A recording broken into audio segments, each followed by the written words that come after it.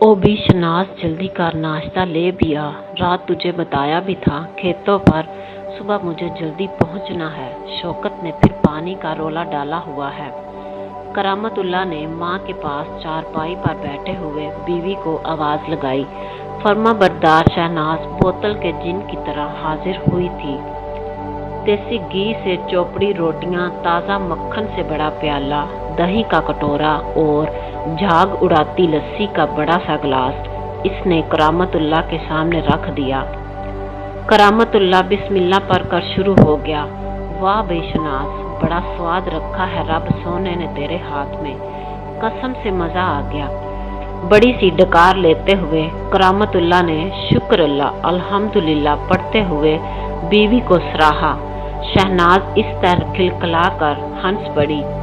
शफाफ नदी के पानी जैसी हंसी पाकीज़ा और मन को अंदर तक सिराब करती। ले अब तुझे देर नहीं हो रही, बीवी के साथ हंसी टटोलने में बैठ गया है। माँ ने टोका तो करामतुल्लाह ने साथ वाली चारपाई पर सोए अपने 4 साला बेटे अली हसन की पिशानी पर भरोसा लिया और जल्दी से साफा कंधे पर रखा। डेवड़ी की जानब बढ़ गया। अम्मा जी आपके लिए नाश्ता ले आऊं? हाँ भी, सहमत ना हो तो मुझे बुढ़िया को भी कुछ खाने को ला दो। अरे वाह, जहमत कैसी अम्मा जी, आपकी खिदमत तो फर्ज है मुझ पर। अगर कोई कमी पेशी हो जाए तो 100 बार पेशगी माफ़ी। कानों को छोते हुए शहनाज ने हस्बे आदत खिलखिलाते हुए कहा, सख्त जहर लगती है तेरी ये हर वक्त खी खी करने वाली आदत। क्या करूँ माँ जी, आदत जो ठहरी सर के साथ ही जाएगी। सास के सामने ताज़ा पराठा, बलाई का प्याला और भाप उड़ाता दूध पत्ती का कप रखते हुए मुश्किल अपनी हंसी पर बंधा और मुड़कर अली हसन को उठाने लगी। चल उठ जा मेरा पुत्र, शाबाद, दादी के साथ नाश्ता नहीं करेगा क्या? अली हसन को उठाकर जबरदस्ती मुंह हाथ धुलाया और दादी के साथ चारपाई पर बिठा दिया।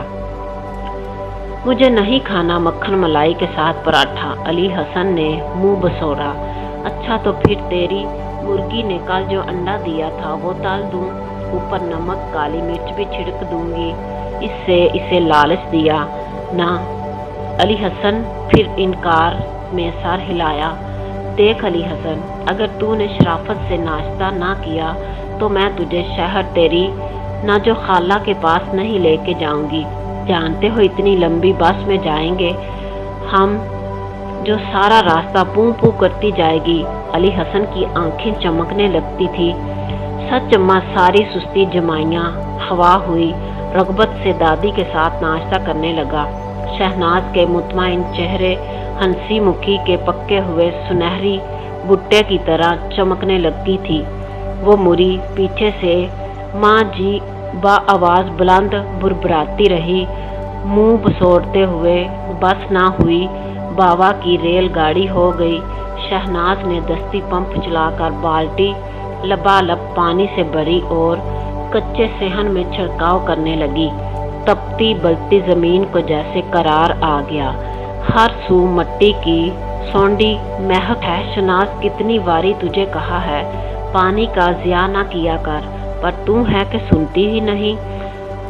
जामन की ठंडी छांव तले चारपाई पर तकिए के सहारे नीम दराज ओंगती माँ जी यकदम सीधी हो बैठी थी। अम्मा जी, धूल मट्टी उड़ती है, आपका दिमाग बिगड़ ना जाए, इसलिए झाड़ू फेरने से पहले छिड़काव करती हूँ। अल्लाह ना करे इस दिन की तरह आपका फिर सांस उखड़ गया तो मैं क्या करूँगी।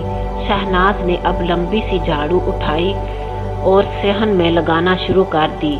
जो जी में आए कर, तू भला सुनती है किसी की? माँ जी ने बुरबुरा कर फिर से तकिए से टेक लगा ली। आपकी नहीं सुनूंगी और भला मैं किसकी सुनूंगी? बस आप बोलती रहा करे, भले से मुझे गालियाँ दे। आपके बोलने आपके होने से ही तो बरकत है इस घर में। वो अब ढेर सारे खुश्क पत्ते इकट्ठे करके कचरे वाली बाल्टी में डाल रही थी। हाँ, बाउली कुत्ते ने मुझे काट लिया है, ख्वामखा मैं तुझे गालियाँ दूंगी। चमक कर कहती हो, पर से उठ बैठी। ओए अली हसन, तू कहाँ भागता फिरता है? स्कूल नहीं जाना क्या? नल के नीचे हाथ धोकर दुपट्टे के पल्लू से खुश्क करती शहनाज ने पास से गुजरते अली हसन का बाजू दबोचा। मैंने नहीं जाना स्कूल, उस्ताद जी डंडा मारता है। चल झूठा, उस्ताद जी भला तुझे क्यों मारेगा? वो तो इतने प्यार से पढ़ाता है। अच्छा आज छुट्टी कर दे, अम्मा कल जाऊंगा। अली हसन ने बाजू छुड़वाने की कोशिश की। मैं कह रही हूँ अगर आज तू स्कूल नहीं गया तो मैं तुझे शहर नाजो खाला के यहाँ लेकर नहीं जाऊंगी। पता है ना, वहाँ हम बिरयानी वाले चावल खाएंगे, ठंडी ठार बोतल पियेंगे और नाजो खाला डब्बी वाली कुल्फी भी खिलाएगी। अली हसन को हथियार डालते ही बनी इसे गुदगुदाते हुए